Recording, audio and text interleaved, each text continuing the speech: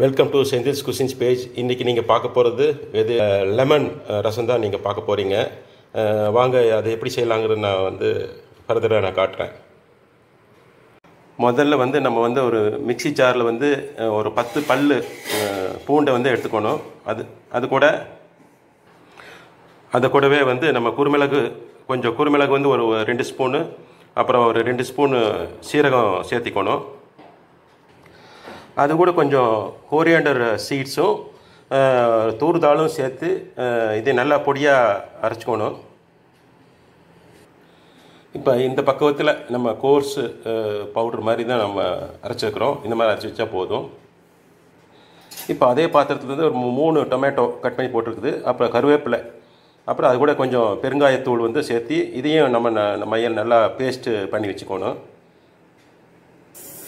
இப்போ டொமேட்டோவும் நம்ம இந்த கருவேப்பிலையும் நல்லா அரைச்சாச்சு. இந்த பக்குவத்துக்கு அரைச்சா கரெக்டாக இருக்கும்.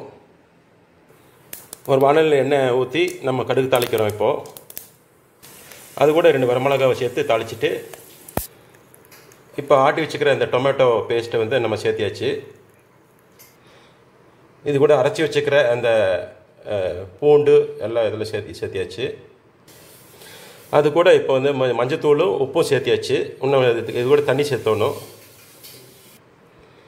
தண்ணி ஊற்றாச்சு. இது கூட தண்ணி சேர்த்திருக்குது. இப்போ கொத்தமல்லி தலையும் சேர்த்தணும். இப்போ கொத்தமல்லி தலையும் நல்லா சேர்த்து நல்லா இதை கலக்கி விட்டுருவணும்.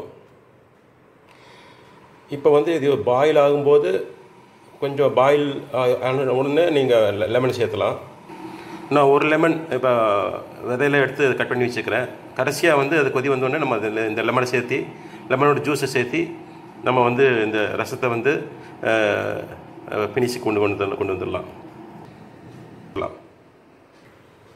இப்போ லைட்டாக கொதிக்க ஆரம்பிச்சிருச்சு. இப்போ நம்ம இது கூட லெமன் ஒரு நிமிஷம் கொதிக்க விட்டுட்டு இப்போ நம்ம லெமன் சேர்த்துனா போதும். கடைசியாக லெமன் சேர்த்துட்டு ஒன்று இறக்கிறோம்.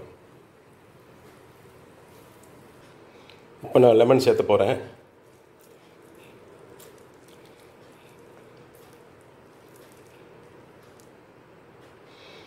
இப்போ லெமன் சேர்த்து இப்போ ரசம் இப்போ ரெடி ஆயிடுச்சு. நம்ம ஒன்று ஸ்டவ் ஆஃப் பண்ணிடலாம்.